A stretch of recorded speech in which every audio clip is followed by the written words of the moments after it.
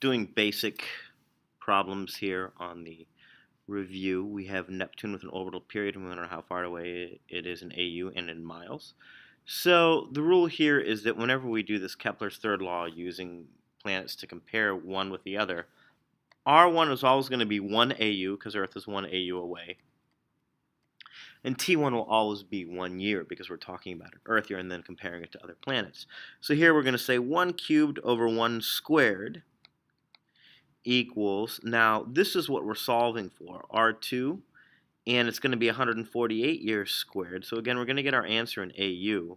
So we're going to end up getting that R2 cubed equals, and when we square 148, we're going to end up getting 21,904.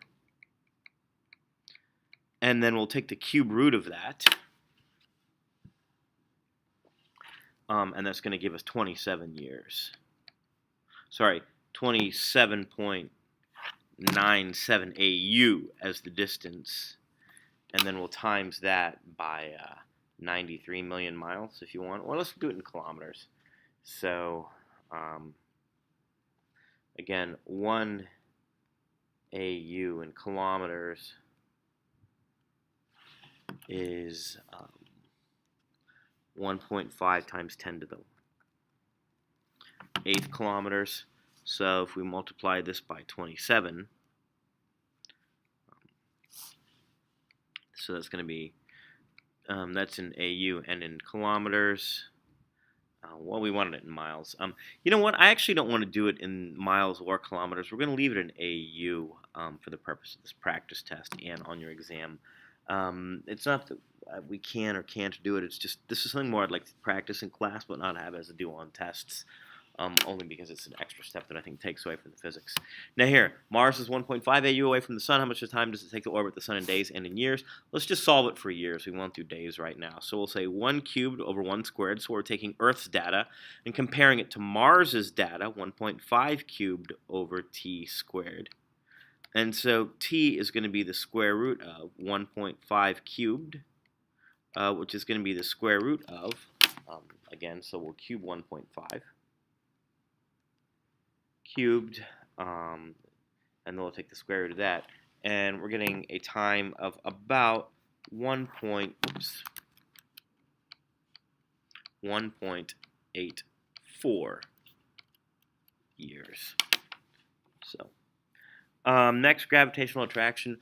We want to get the force between these planets, so that's going to be G, big M, little m over the distance squared.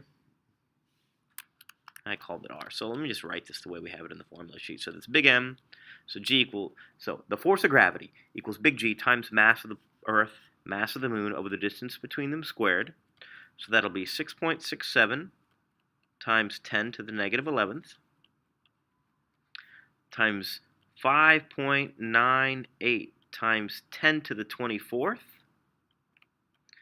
times 7.34 times 10 to the 22nd divided by the distance squared, so that's 3.84 times 10 to the 8th squared. So it's quite a bit to put into our calculator. So when we actually do that, the number that we'll get is about 1.99 times 10 to the 20th newtons. And now we can use this to get the speed of the Moon around the Earth. So what we're saying is 1.99 times 10 to the 20th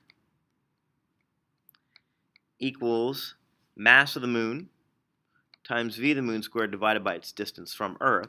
So that's 1.99 times 10 to the 20th equals 7.34 times 10 to the 22nd times v squared divided by 3.84 times 10 to the 8th. I'm just going to skip ahead and actually isolate v, and when I do that, what I'll end up getting for v is 10,203 meters per second. I don't know that that's right, actually. I think it's a little bit faster than that, so I'm kind of wondering what other factors we need to take into account, but we'll worry about that in another problem. Now it says here the Earth. We have the Earth radius, and So for number 3, actually, I want us to actually take a look at this in class together. And maybe that'll be our warm-up in class that we'll actually go over. And so this is kind of the end of our practice test, and I'll put these videos up right now.